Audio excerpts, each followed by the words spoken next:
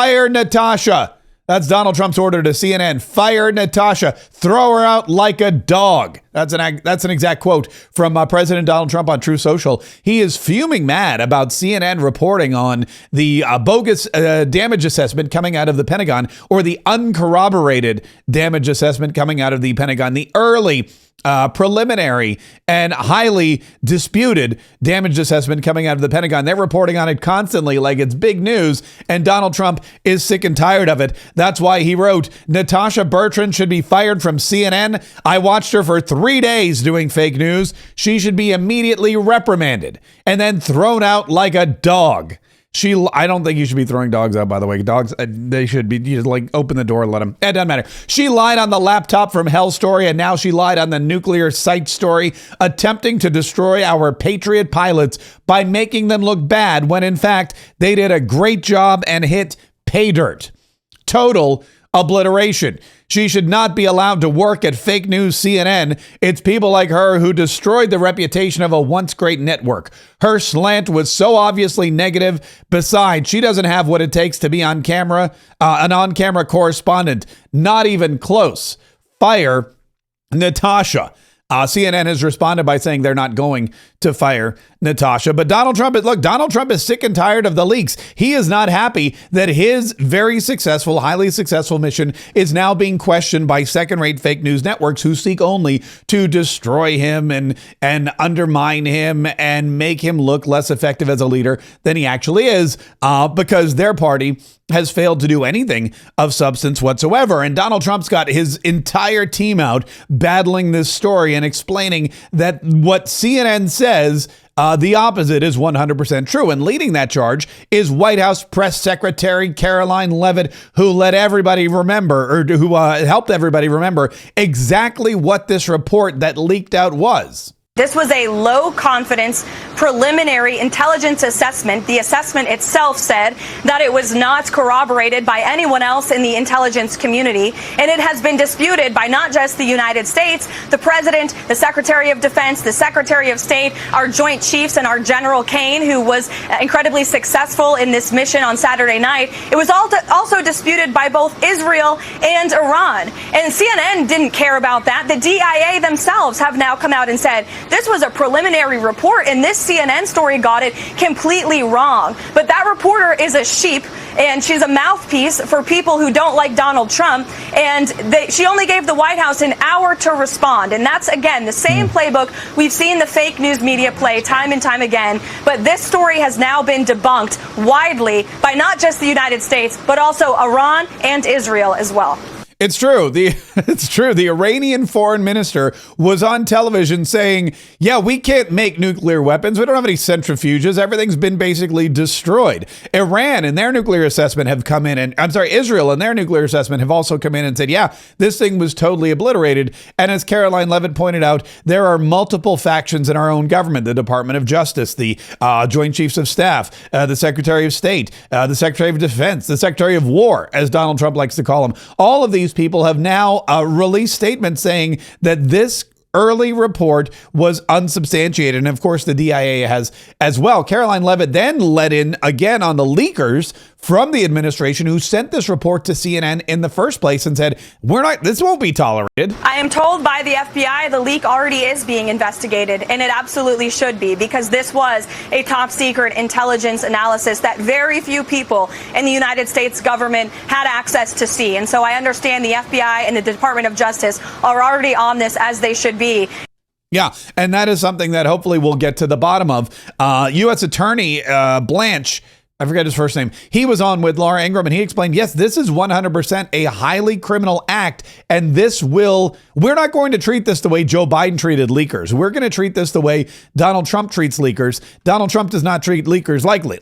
Is the DOJ prepared to charge whoever is responsible, and what could those charges look like?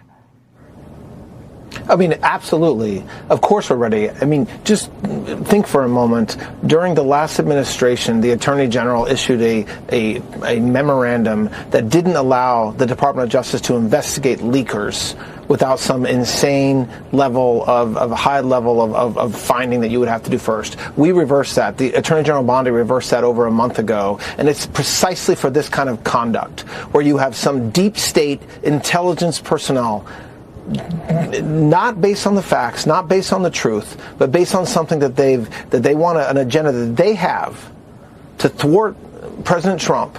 They issue something like this and then leak it to CNN and the New York Times, where the New York Times article has 5 reporters on the case, and that's to mask how they got that information. So we are now going to investigate that completely and fully. The leaks are not done to give under the First Amendment. They're not done to give the American people some sort of insight that has been hidden from them. They're done to damage President Trump. They're done to damage our military, the men that did the mission on Saturday. That's the reason why this happened.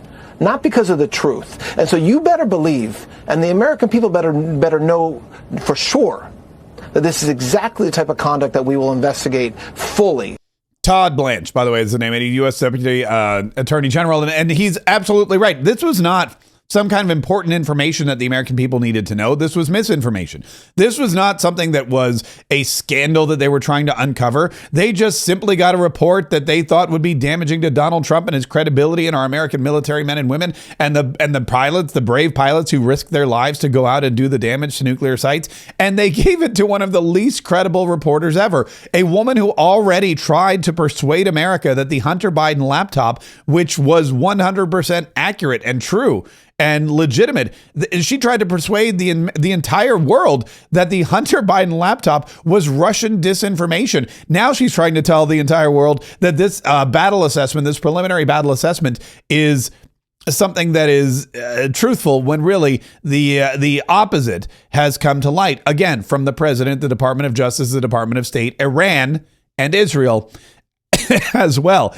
Caroline Levitt is saying, look, the reason why the Democrats hate Donald Trump and hate this operation is because it was so successful. Nothing in history has ever been this successful. I'd like to take a step back and just acknowledge the history that has been made in the course of the last week, thanks to President Trump's strength. 5 days ago, the rogue Iranian regime possessed the capability to create a nuclear weapon that threatened the United States, the state of Israel, and the entire world. And presidents for decades have said, dating back to Bill Clinton, that Iran cannot possess a nuclear weapon. And because of the decisive leadership of President Trump and the skill and the excellence of our United States military, that imminent threat to the United States and the world has been demolished because of the successful operation on Saturday night. And not only that, but within the span of 48 hours, President Trump was able to turn around and negotiate a successful ceasefire between Israel and Iran, ending this war after just 12 days.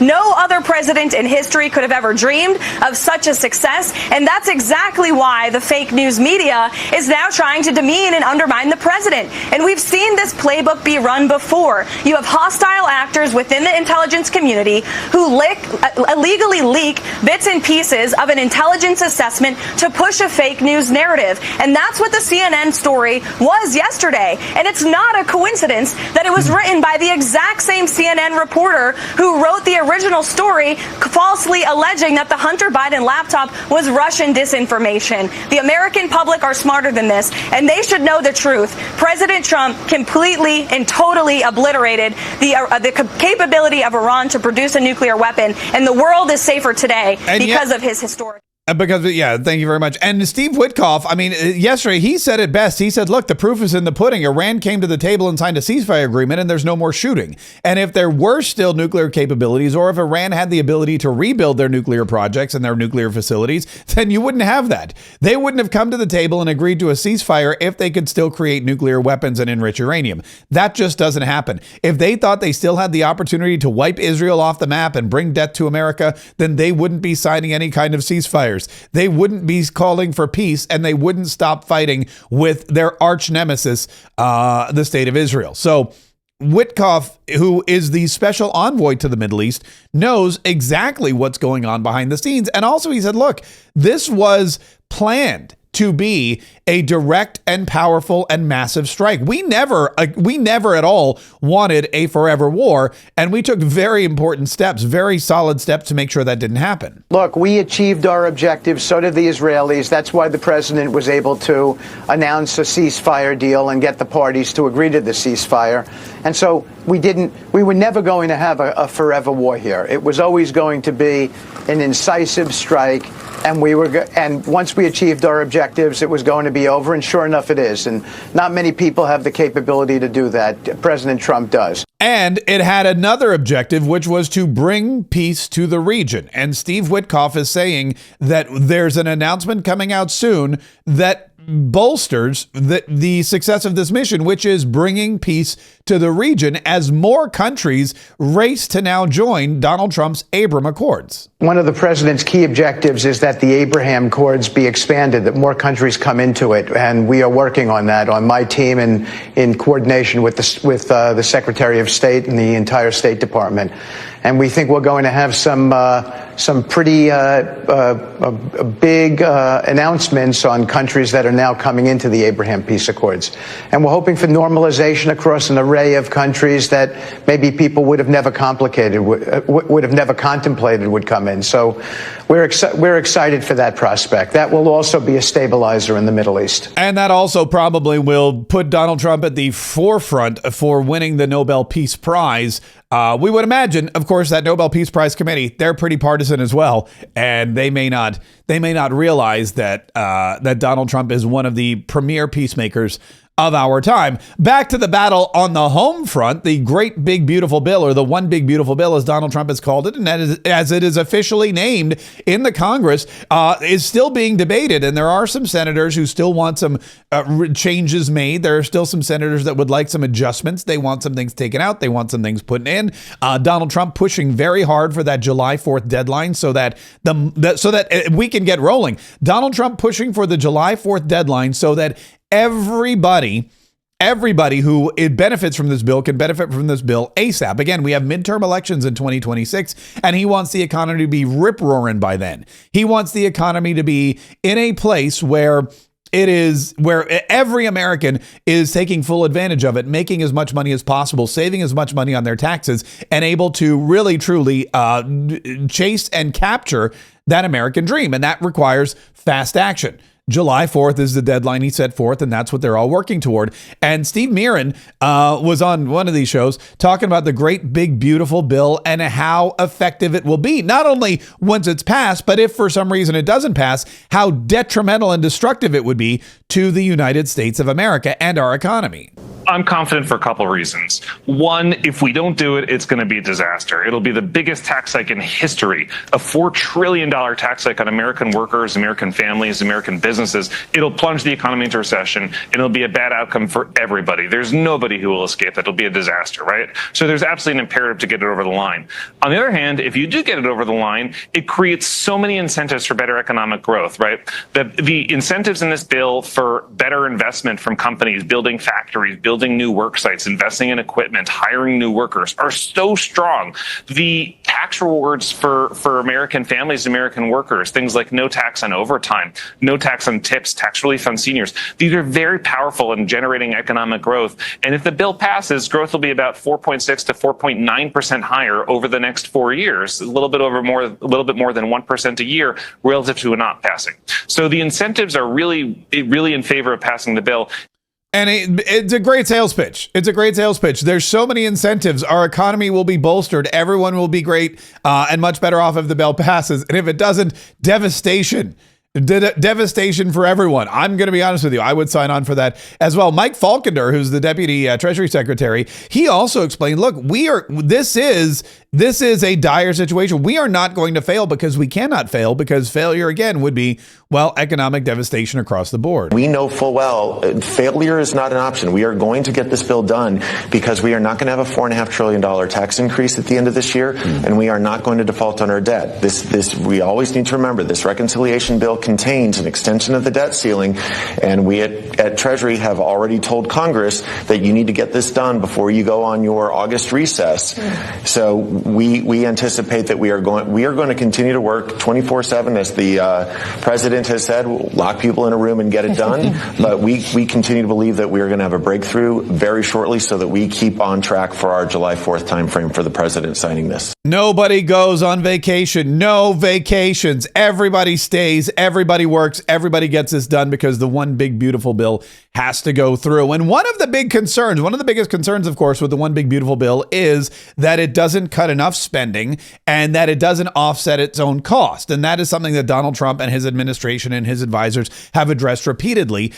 They've addressed it with, income generating programs like the investment we're seeing from the Middle East, like Drill Baby Drill, like the gold cards, like tariffs bringing in billions of dollars every single day that will offset the cost of the one big beautiful bill. And also all of the other economic factors that are going to be pro-growth in the one big beautiful bill will offset the deficit to a tune of $2 trillion when it's all said and done. But there's still people saying we need cuts. And those rescissions packages that the White House promised would go to the Senate, would go to Capitol Hill, are already there. And Russ Vought, who was on Capitol Hill, described exactly what's in the rescission packages and how much the Democrats and the Republicans and really all prior administrations were just taking advantage of the American taxpayer with ridiculous cover programs that were supposedly doing one thing, but were doing something totally different. It is critical that this body and the American people writ large understand that many foreign aid programs use benevolent-sounding titles to hide truly appalling activity that is not in line with American interest.